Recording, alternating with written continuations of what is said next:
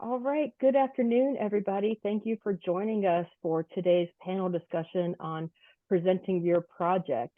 My name is Becky Magdaleno. I'm the CEO of AI Florida, and I'm happy to have with us some of our award winners and members who have had their projects published in our magazine. And for those of you that have not seen him, Martin Moeller has been writing for our magazine for the past several months, and we're happy to have him as part of the team.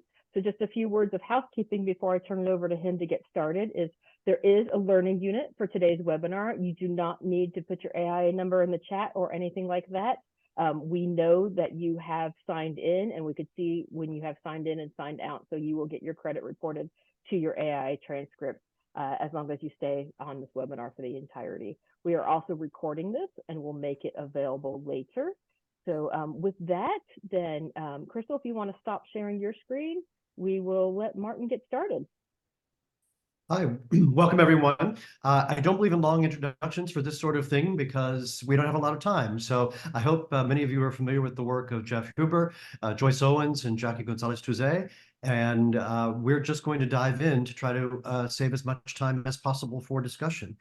Thank you for joining us. We obviously think this is very important, trying to help people understand what sometimes seems a bit mysterious about award submissions and submitting for publications, but really isn't that mysterious. But there are definitely bits of advice that experienced people can impart to those who may be wondering how to maximize their potential for these kinds of things.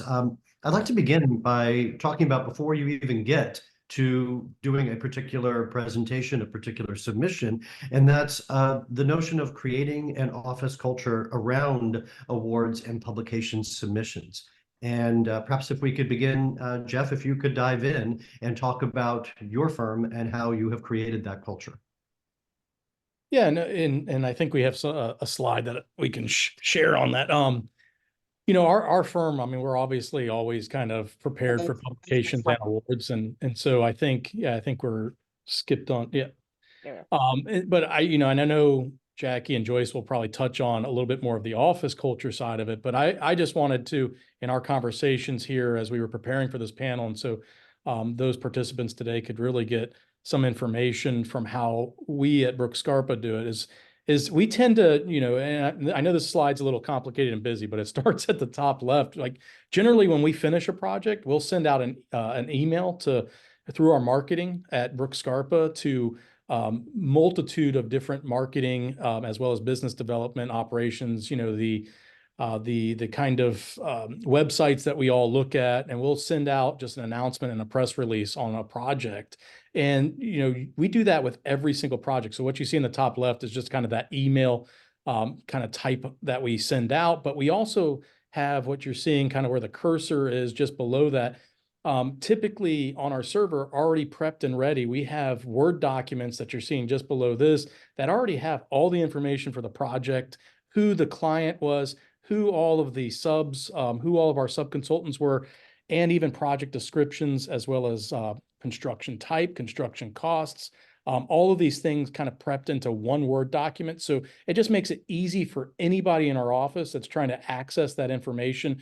If somebody's asking for it from a publication standpoint, from a press standpoint, or even from an awards submission standpoint, that information's ready. And then we just have all the images, drawings, and everything kind of baked there, and we're sending all that out. And so that's what I'm just kind of showing here in this slide is the kind of bevy or the how all that kind of gets packaged up, and it's ready and we're sending it out. The one important aspect too, and I don't know how well you can see it in that top left-hand kind of gray box there that says Brooks Scarpa Youth Sports Complex 2. There's a breakout that has a Word document, but then also 3 file folders. One of the things that we found is critically important, especially for publications, especially for online ones, is they want high resolution images as well as low resolution images. So we're always kind of making both and just making it so simple and making it easy for anybody that wants to use it. And so, I'll talk about that a little bit, how that strategy kind of folds into our design award submissions and everything here shortly. But that's kind of roughly in a nutshell, a kind of a map here, a cognitive map of just how we kind of package, in this particular case, one of our recent projects, Youth Sports Complex. I can reinforce that as one who I'm a curator, a writer, editor. I'm involved with a lot of publications and exhibitions for which I'm requesting material, images, and obviously for most awards programs, a lot of publications, you're going to have advance notice. You're going to have a deadline. You know that something is due by a certain date. But there are times when those of us in the publishing industry, curatorial work, we have an opportunity that comes up fairly suddenly. We need a project that would help to reinforce some point that we're trying to make. And for those firms that can respond quickly to those kinds of requests with all the different kinds of information, that's really useful. Joyce and Jackie, would you like to weigh in?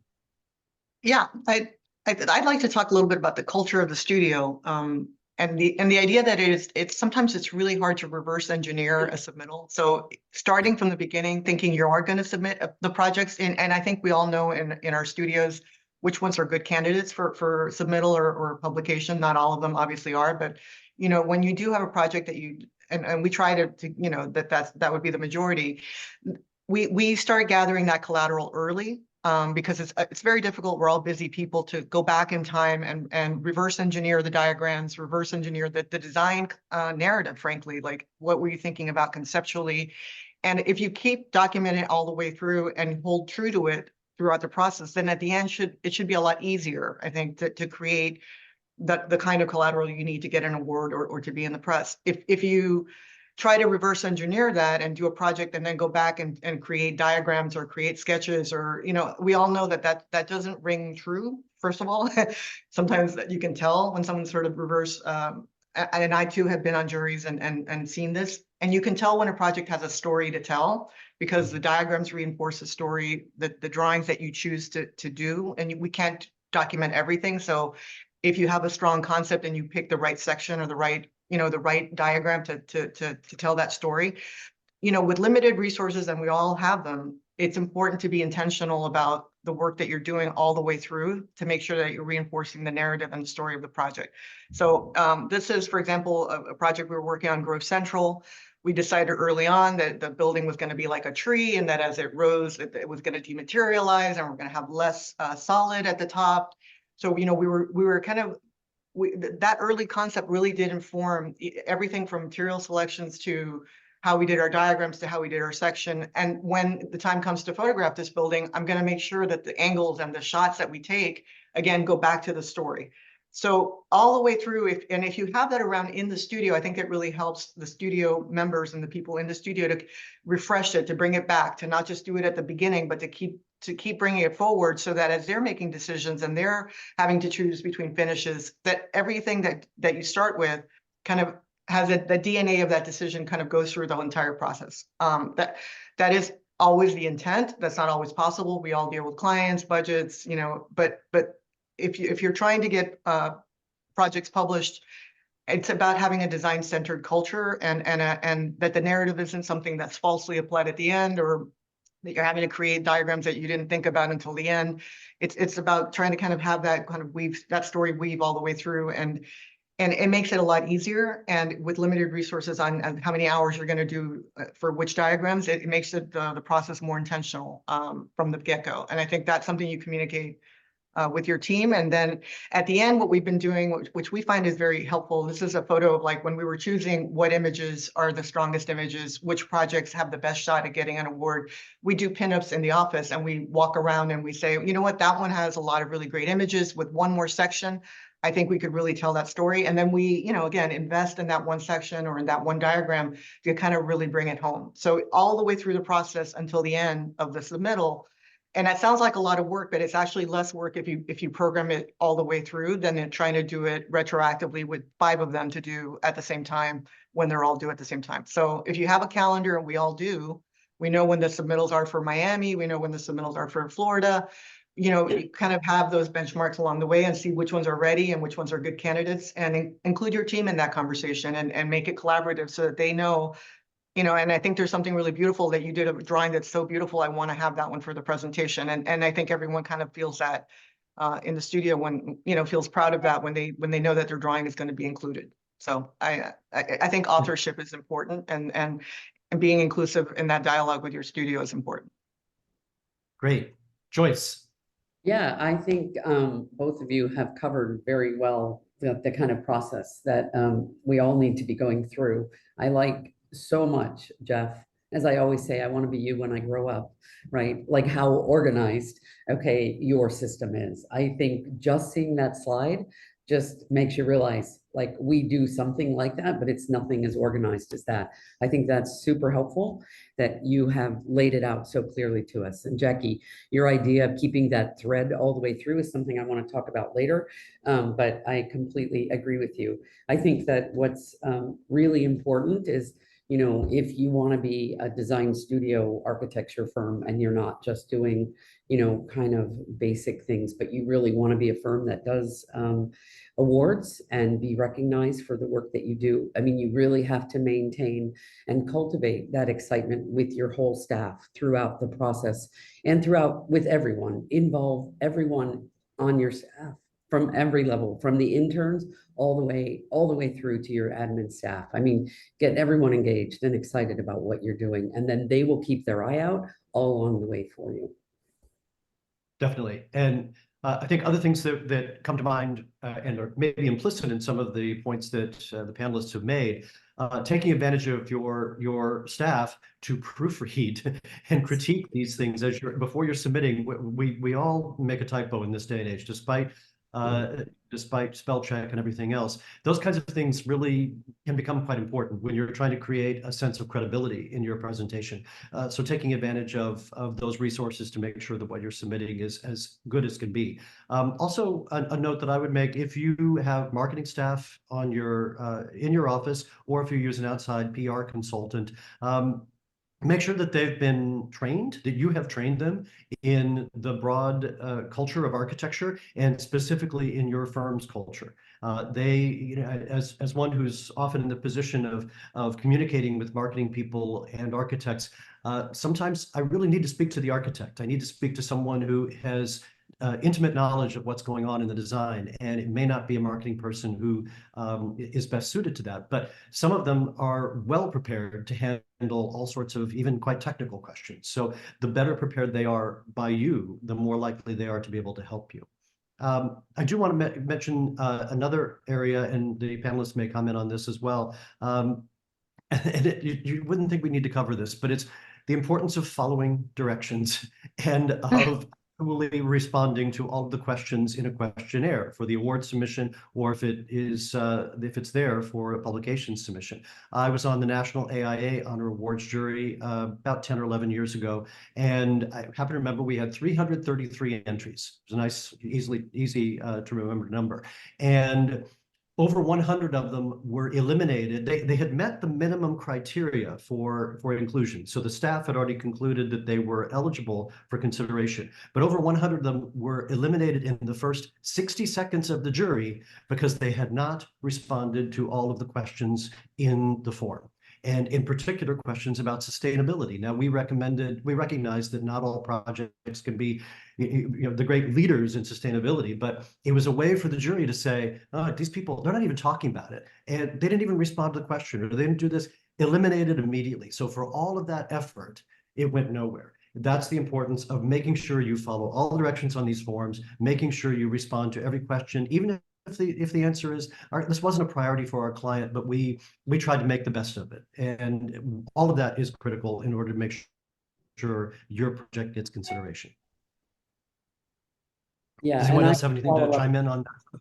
Yeah, I would follow up with that, saying that, you know, the problem is, I mean, that you're exactly right, Morgan, because I've been on juries before and that happens. And the sad part is you never know that you didn't even make it past the first 60 seconds. And so that's the heartbreaking part, is that you spent all that time trying to get ready and you don't even, nobody has time to go back and tell you, oh, you made a mistake. You have to be very careful not to make that mistake. Right. Yeah, And I might add, I certainly can't say who they were, but I can add that some of the most famous architects in the world had projects that were eliminated in the first 60 seconds because, you know, they may have thought that the design was going to carry them, and not if you don't follow the directions. Any other comments on that? I have a question that actually my partner asked about, and I wanted to bring it forward, that he said, what about captions and that kind of small rules? How flexible are the rules in that sense? Or should you just absolutely do what, because sometimes the format, I'll be honest, I think is, we don't like where the number placement is, and we kind of, how much latitude do you really have in these awards, and how stringent, or is that depending on the group of people receiving it? It absolutely does. I can tell you every jury is different. That's one of the reasons why we always encourage people to keep submitting if you don't get selected the first time. And juries are generally given, and review committees, editorial committees are generally given a good deal of discretion. So, but I say that cautiously because that's not a license to disregard the rules. But if you've got a really good reason to say, well, we're going to do this a little bit differently, as long as you're providing all the information, you're not leaving the jury guessing, or the editorial committee or whatever group it is, I think sometimes that can work. To your point specifically about captions, again, follow the directions. If they have specific guidelines for that, pay attention to them. I will say that most submissions I get for publications do not include captions, and they often, I think the assumption is that it's self-evident, not always.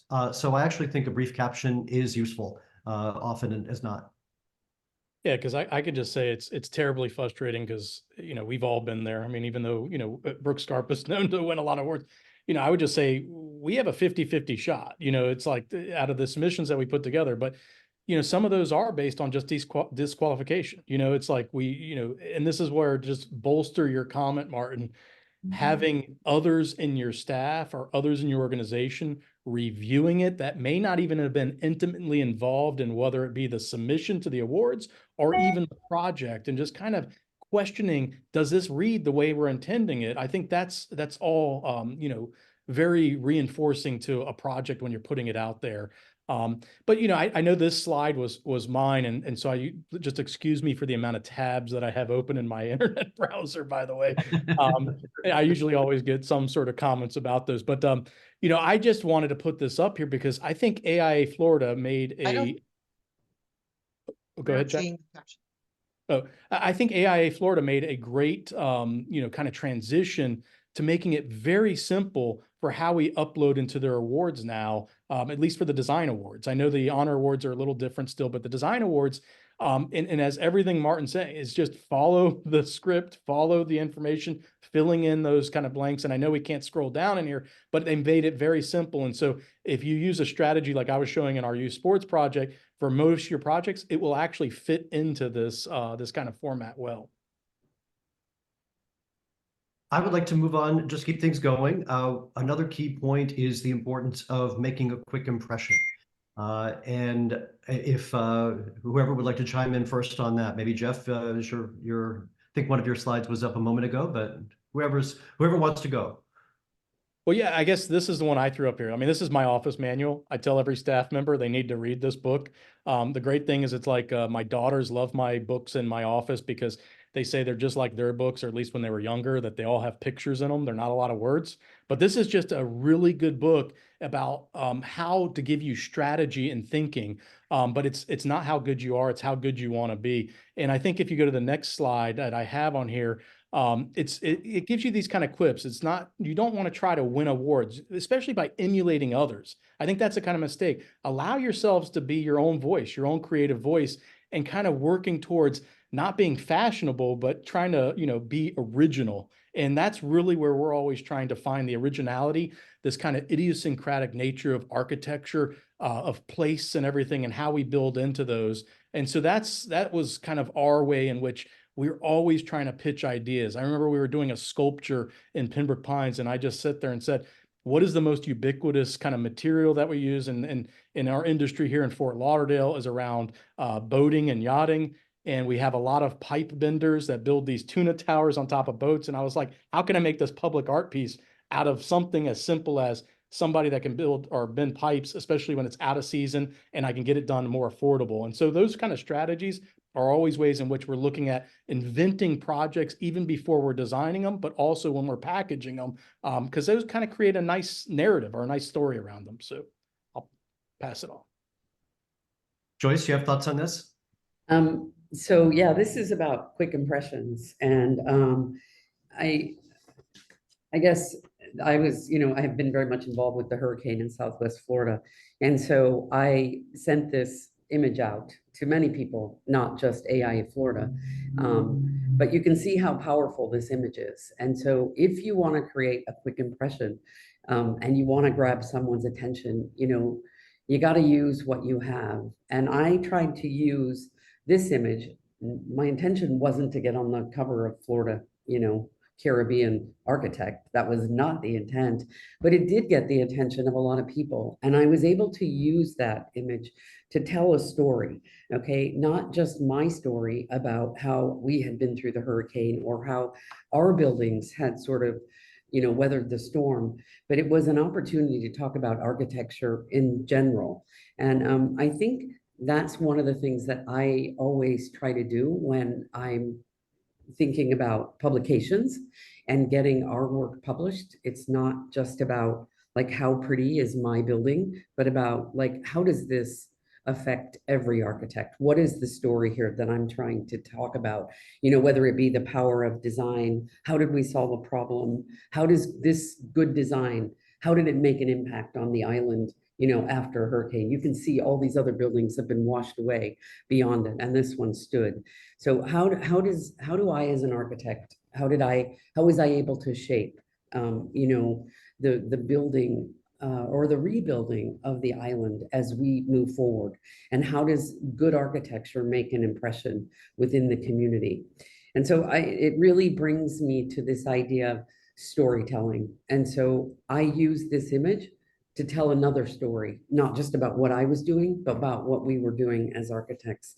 And so storytelling has been pretty fundamental to what I've been, my message, which I've always remained pretty true to, including my presidency, was communicating the value of architects. And so we as architects have to learn to tell our story. And sometimes we don't know how. And so we have to learn how. And I think this was such a great idea, this webinar, so that we could each learn a little bit more about how do we tell that story.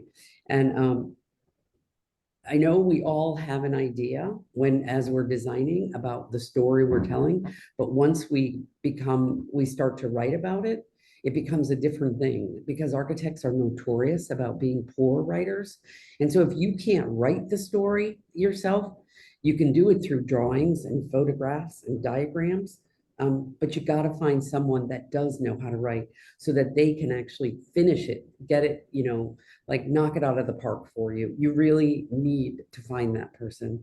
And I have to say, Martin will be very, he'll understand what I'm saying as a journalist and as an architect. I mean, we can never expect a journalist to write that story. So we have to give them the words. The journalists that we typically work with, not you, Martin, because you're a joy to have on our team, is they can't write about what we talk about because they don't understand it.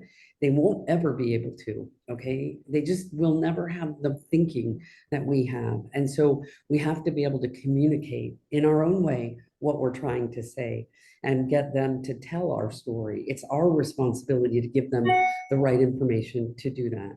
And so, yeah, I think we can't forget, don't leave it on the journalist to write your story.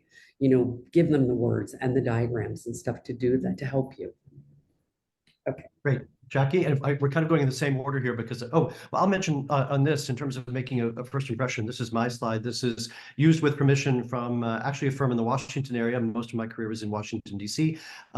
This was the first page, as you can see, in a PDF for a publication submission. And first of all, it's got good text, clearly presented, but this great photo that immediately captures your interest, even with a figure there, a slightly blurred figure, gives you a sense of scale. It draws you in, but also in the same slide provides you with the key information, well-written text that says what makes this project unique and why you should consider it. So I thought it was just a great example of that.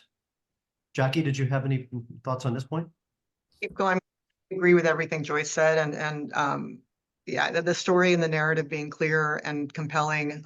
We've also been interviewed by non-architect journalists, and you absolutely have to be very careful, because before you know it, they're quoting you or misquoting you into saying something you did not intend. I had a journalist on a national publication wanting to talk to me about why it was a waste of money to do, they had an angle and they wanted clicks. So like, why was it a waste of money to do sustainability when we really needed resiliency? And I was like, first of all, I don't agree with the whole framing of your, so we have to be careful, and it is absolutely important, more I would say now than ever, to stress and to explain the importance of good design, and in the big sense, the way Joyce was talking about it, not just in the pretty pictures and in the design narratives. And I think having that very clear when you approach a publication, and having your story and your narrative clear, is absolutely essential. Yeah. Well, I'm going to try to keep things moving. We've got about 15 or 20 minutes left if we want to ensure that we've still got time for questions and answers. So picking up on that idea of presenting a cohesive narrative, I think that as I think it was Joyce who said that it doesn't necessarily come naturally to architects to talk about their work. To write about their work, and yet that is critical. And from the standpoint of a juror, an editorial committee member, an editor, a writer, there's always got to be a story. There's got to be an angle. So maybe the three of you can talk about how you piece together those narratives for your projects. Whose slide is this? Is that? This is my slide. So yeah, I think for me, that question that you're asking, Martin, is prefaced by understanding and asking the question to yourself. Because I'm using this platform not just to talk about awards or getting published with AIA Florida, but just getting published in general. And I think the first question you need to ask yourself is, who is your audience? Okay, is this going to be an architecture publication or a professional magazine, or is this going to be geared towards the public? And then once you kind of figure out if it's going to be one or the other or both, you're going to have to come up with two different strategies for how you approach them. And I think, you got to know what is your intent when you answer those questions. Are you going to publish your book, your project in an architectural magazines to get peer recognition? Or is it to go for an award? And then if you're publishing for the public, are you trying to send a message? Are you trying to become an authority on something, or are you trying to get more work?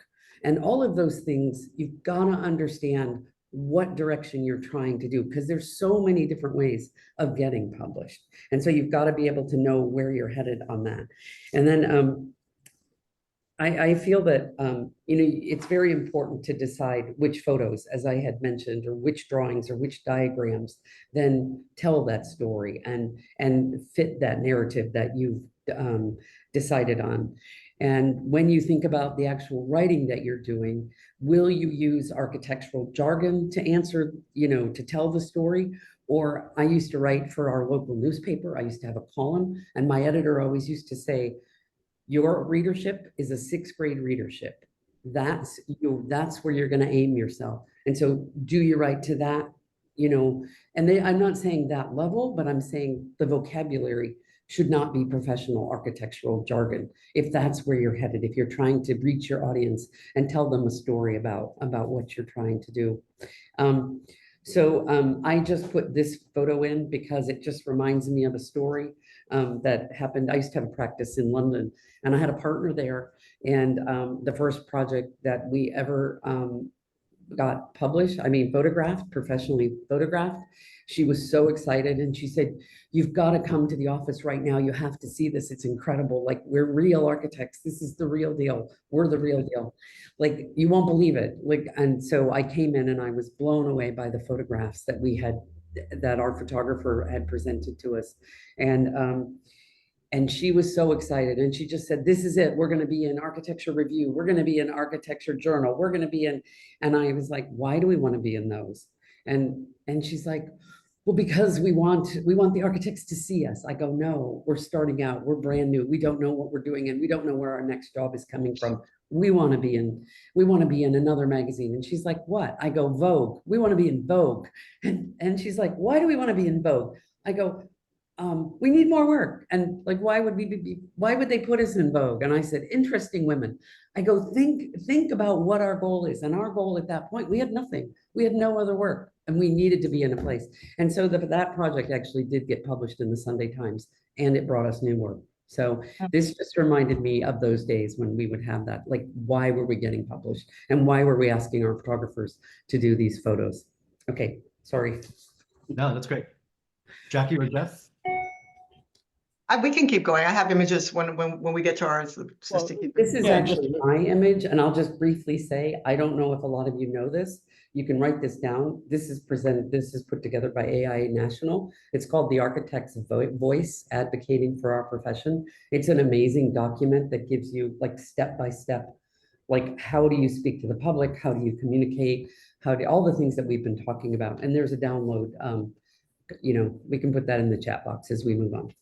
Yeah, just one of the parts of Joyce's that I'll just reinforce is like I always tell even my students and ourselves, like, how would you explain this to your parents?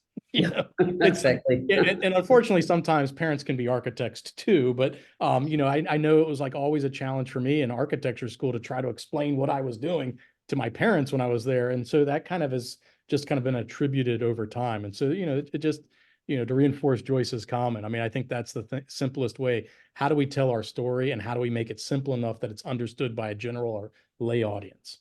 Right. Agreed. This is another one of my slides. This again used with permission from an award submission by Perkins and Will for their. Excuse me. It was actually a publication submission from Perkins and Will for their own office in DC, and I love the project statement. The first line: located on the second floor of a former U.S. Secret Service parking garage. So right away they've intrigued you, because everybody thinks the Secret Service is cool. So that's kind of interesting. Renovated into a boutique office building. The new 14,300 square foot Perkins and Will Washington, D.C. studio embodies its commitment to sustainability, resilience, well-being, and equity through multiple third-party certifications. That's a thesis statement. That's kind of the whole project in one sentence. And they've drawn you in, but they've also said, look, this is what we're going to prove in this publication. And they back it up with very straightforward text about sustainability, health and wellness, productivity, and they do that in the rest of the exhibition. So they don't leave the jurors guessing or the review committee guessing. They've made it very clear what the project is, what they did, what their scope of work was, and what makes it special. And I thought this was a particularly good example of that. Along those lines, moving into kind of our next key point, the importance of photography. And that's something that a lot of people come back to constantly. Do we really need professional photography? Jeff, you want to weigh in on that? Yeah, and this is the slide I just put together. I mean, one of the things that we do is we hire a professional photographer, but we also, and this is why I have a little photo of a camera here. Each time we take photos of projects, it costs us about $10,000 to hire that professional photographer. It could be upwards of $20,000 depending on who it is. But we decided to buy a $10,000 camera a year ago and actually start to kind of take a lot of our own photography too. So these are just investments because it's the equipment you use. It's also the photographer you can use.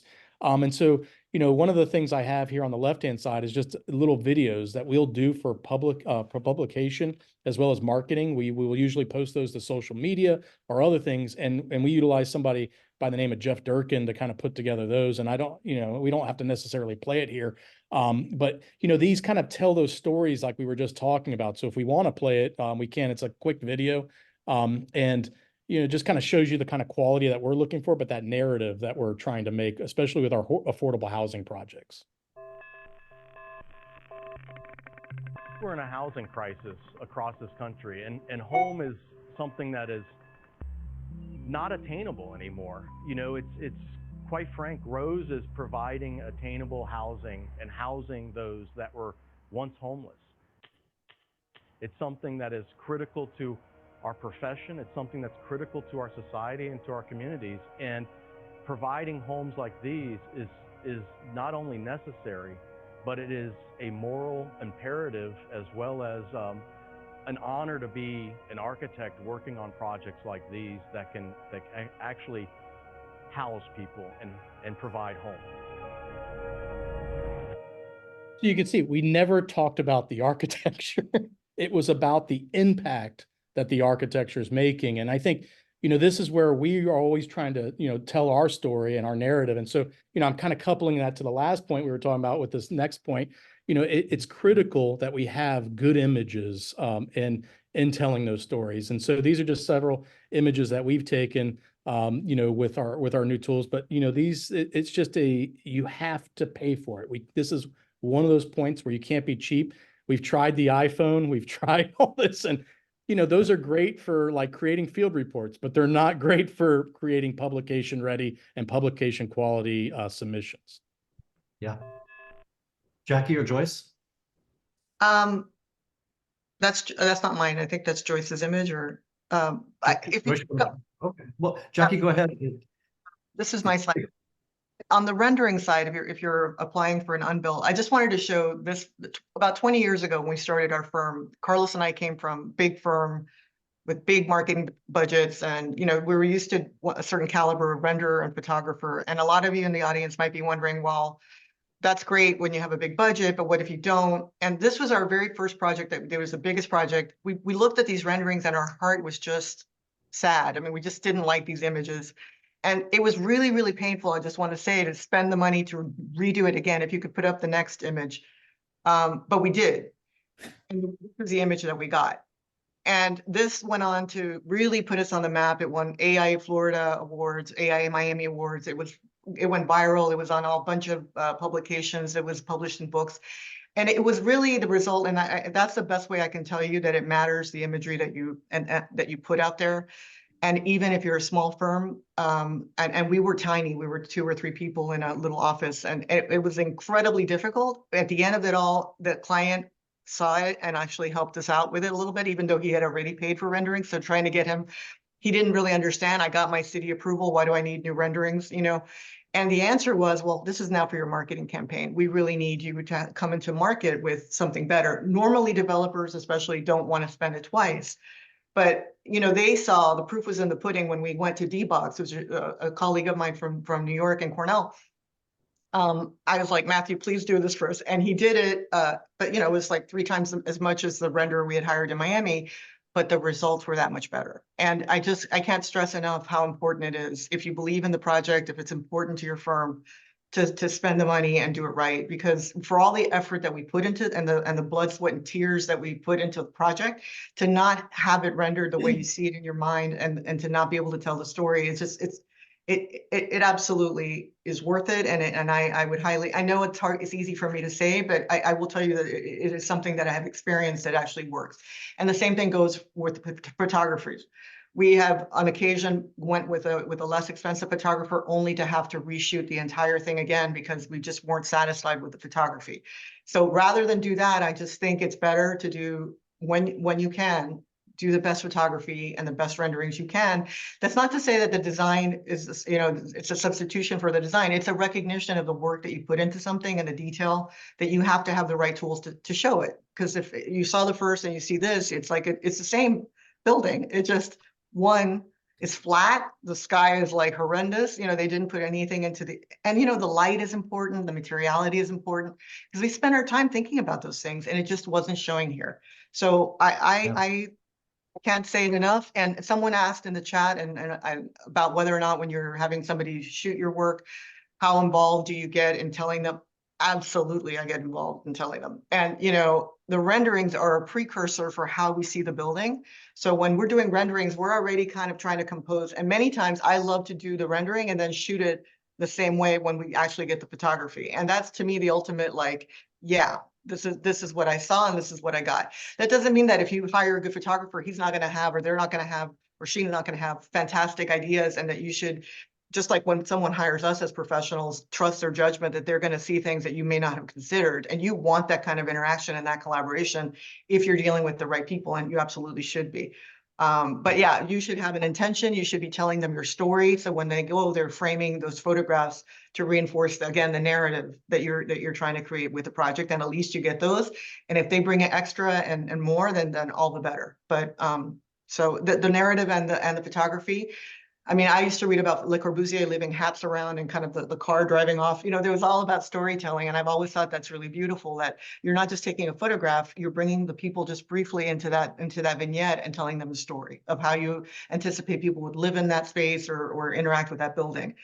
The time of day, absolutely. You want to weigh in on that. What do you think about that? And I love it when our photographers spend the day and see how the light changes and see how the material changes. So really engage with the process. It's not just this, I have to do the photography. It's the final culmination of a lot of work that you put into a project. And it's the ultimate storytelling. It doesn't lie. It's what we do for a living, and it's the closest that you're going to get to being able to convey that to somebody else. Great. Could we go back one to Joyce's image there? No, back the other direction. Oh, Yeah, so I don't know if a lot of you know this, but I am on the magazine committee, the AI Florida Caribbean Architect Magazine with Martin. There's a number of us on that committee, and every time, every quarter, we go through each project and we look at them and see what we feel should go in the magazine. And I can't tell you enough how many times we've had to say, this looks like an interesting project, but the photographs are awful. And we will not publish it in that magazine unless they have professional photographs, because I am committed to raising the bar of that magazine, to the highest we could get our architects to submit the right information.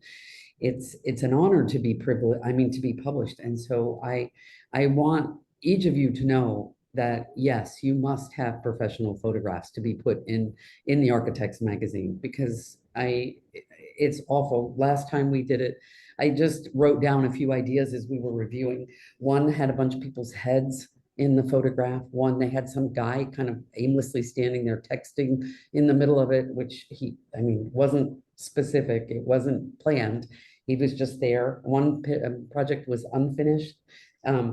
And the worst thing that architects can do is do their iPhone photographs and not even bother to correct the perspective. Come on, guys. You've spent all this time on your project. You've given your heart and your soul into your project. You've got to be proud of what you do. You want to be professional, just like you are in your work. And then you've got to be ready to present your project to whoever it is that you're trying to get to see your work. I put this photograph up because it's exactly is what Jackie was saying about directing your photographer. Do not be afraid to talk to your photographer, to work with them, to explain to your photographer what was the goal of your project. Why do you think it's worth photographing, and why would anyone want to publish it? And so once you explain the goal, they get very enthusiastic about it. They want to be part of it. It's a dialogue, as Jackie said. Get them involved and be there, stand there with them and say, what do you think about this? How do you feel about that? A lot of our projects are coastal projects, and I don't want a photograph of a room looking at a sofa and the back wall. I want the picture taken. I don't care about the sofa. I want to look at the view.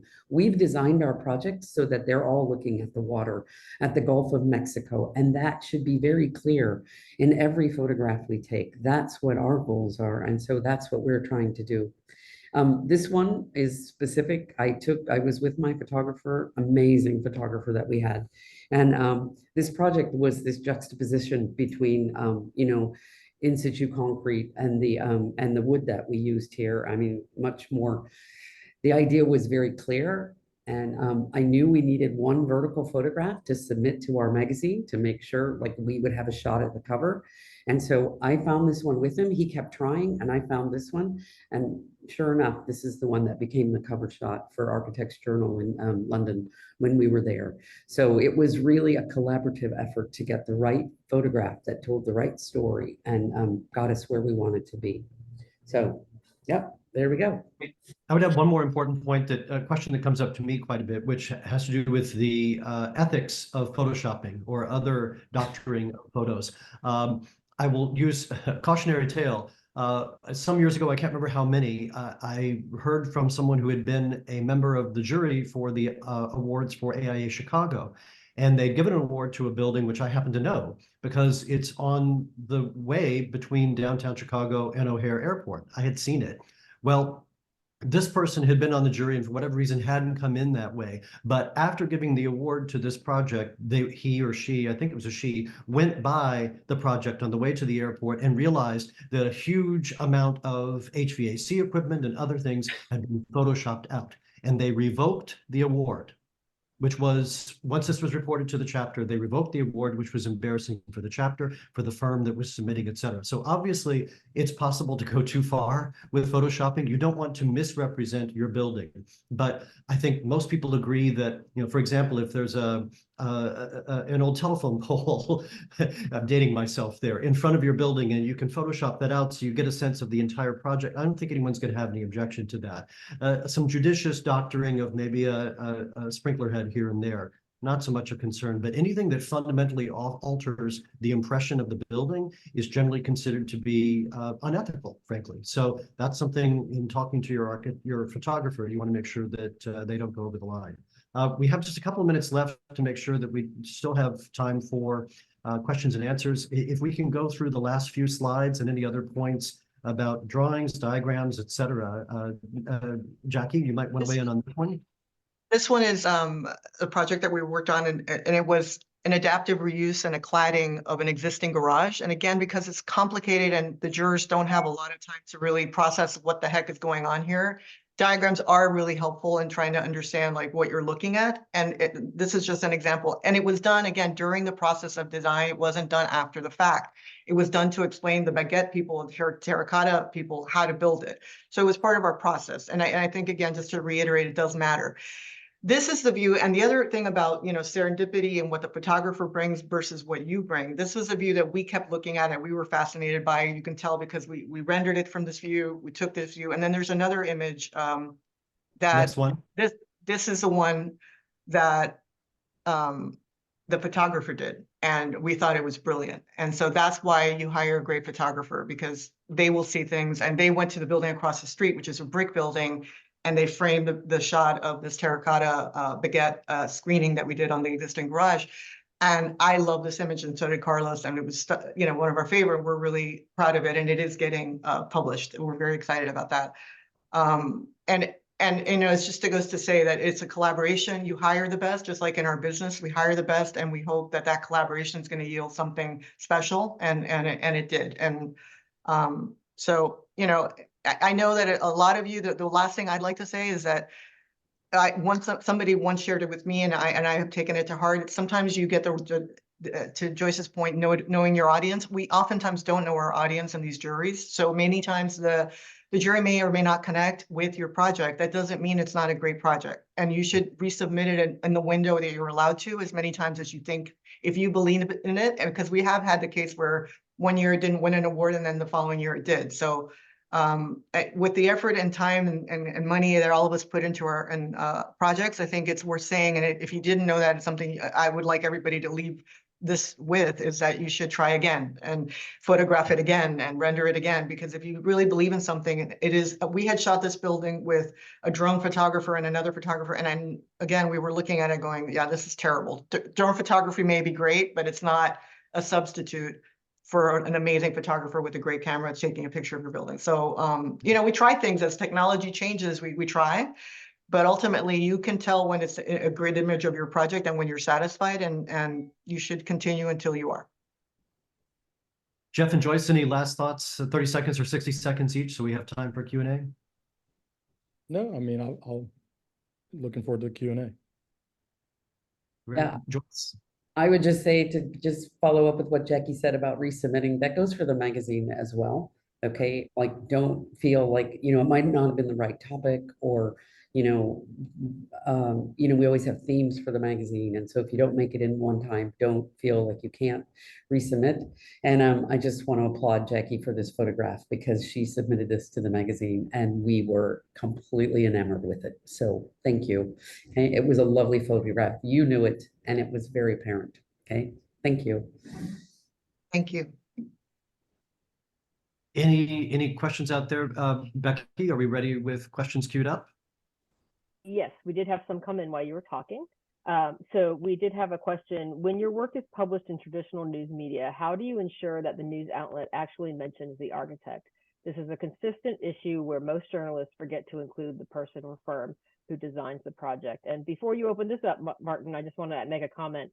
Please, whenever you see this happening, even if it's not your project, I am happy to write a letter to the editor from AI Florida to say, you forgot one of the most important parts of this project, especially when they mentioned the developer, the GC, and everybody else. So please bring this to my attention. But with that, Martin, I'll let you bring that to the panel.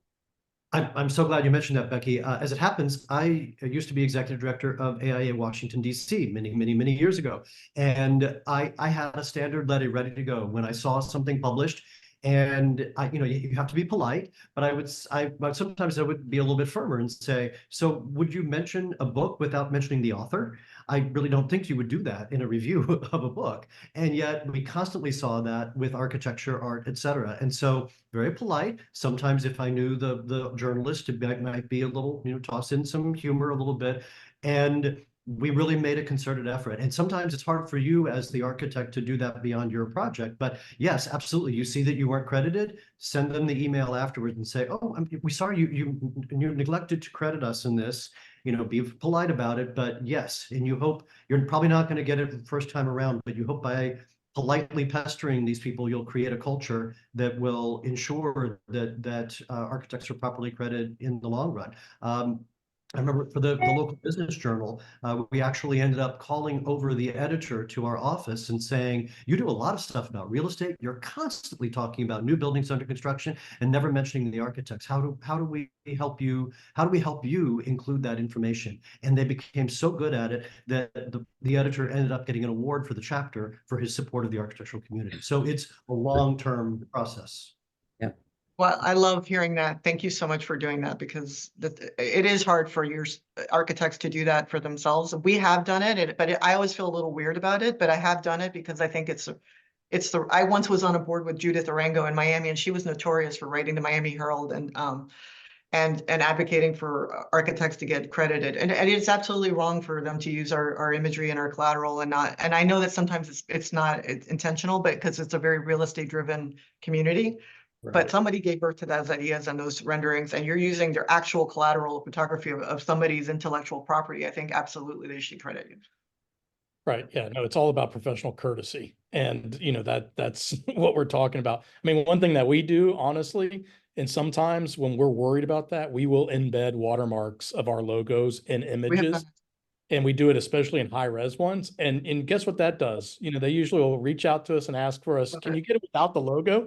Can we get it? And then I just say, look, I won't release the image unless you agree to attributing us and giving us proper attribution. And there's a lot of tools. But I appreciate now that Becky's told me that, because we do have it happen a lot. And I always hate it when it just says artist rendering. It's like, Exactly. Like you're a court reporter or something. Yeah. Yeah. Along those lines, I would say, pay it forward. Architects get upset when they're not properly credited. I often find, and I think it's just an oversight, I don't think it's deliberate, but I often receive photographs from firms that don't have the photographer's credit. And guess what? The photographers are also upset if they don't get credited. So you want to make sure that you're doing the same thing. And when you send out your project credits, make sure you got all the engineers and the consultants and so on. It's as Jeff said, professional courtesy all the way around. Right. 100%. One little hack that we use now is that when we save the file or the image, we save it with a photographer's name, because 10 years later, you may forget, or you may have shot it with two different people. So I find that really helps kind of keep us on the straight and narrow with crediting. You're absolutely right. The people that generated the image, and the image that I just showed, by the way, was by Robin Hill. He's a fabulous photographer. Yeah, I would just like to say that for those of you that know me well enough, you'll know that I can be very direct, and I will call people out. I mean, I will actually call them, but I usually do it in a way that I'm very polite, and I say, well, why have you done this without mentioning the architect? Shouldn't we be collaborating on this? And next time you do this, let's go in on this together and let's try to do this together. But I rarely let them go when it happens. I rarely let it slide, because I just feel like they don't know any better. I mean, I really honestly feel that they just don't think about us, and we need to be the ones that make them think about it. It's our job. I would add another point, and I realize in many cases there are people on here who might be with well-established firms, and you have an established graphic identity, way of presenting your firm name, etc. For those of you who might be new, might be just setting up a firm or thinking about it in the future, your firm name and how you present that is actually something that you want to think about. And as I'm sure I'm not telling anybody something they don't know, it's become trendy. In some cases, we've got all caps. In some cases, we've got all lowercase. In some cases, we've got a combination. There's a firm I know of where the first word is all caps, the second word is all lowercase.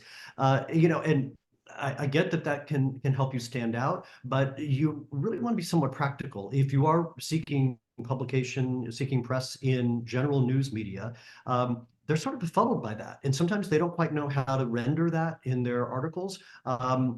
So I'm not saying dumb it down necessarily, but give some thought to how you present yourself. Many of you may know there's a firm I believe it's in Winnipeg, that does some really interesting work, and their firm name is just 7 digits. It's 7 numbers. I think it's like it looks like it's a phone number, except it's not. And every time I see that, and I have a good memory, and I can never remember the name of that firm. I'm never going to remember it. And so I always think, and they do beautiful work, but sometimes you need to be careful about how you present yourself and try to at least make it a bit easier for the journalists who are going to be talking about your work. Well, we do have another question here. How do you ensure that your architectural storytelling resonates with a broader audience beyond prominent architectural publications, making it accessible and engaging for the general public? Well, I think we covered that earlier. I think we talked quite a lot about how you do have to make sure your vocabulary isn't architectural, jargon. You've really got to eliminate that. You've got to tell your story as if you're telling it, as Jeff said, to your parents. Okay, that's a great one.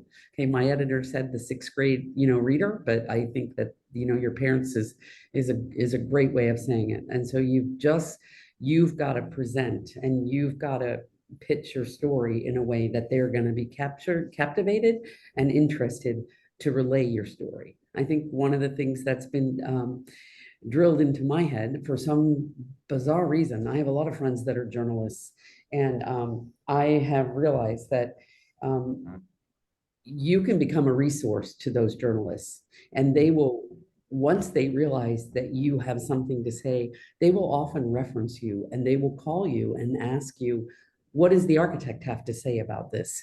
And so, it's nice to be in that position. And I think, once you've established yourself with the press, they will come to you and ask you, what do you have to publish? And then what can we talk about? But when they ask you for a response, I know we're all busy, but you got to drop everything and you got to answer them, because they're on deadlines and they're not going to wait for you. They're going to go to the next architect that gives an answer.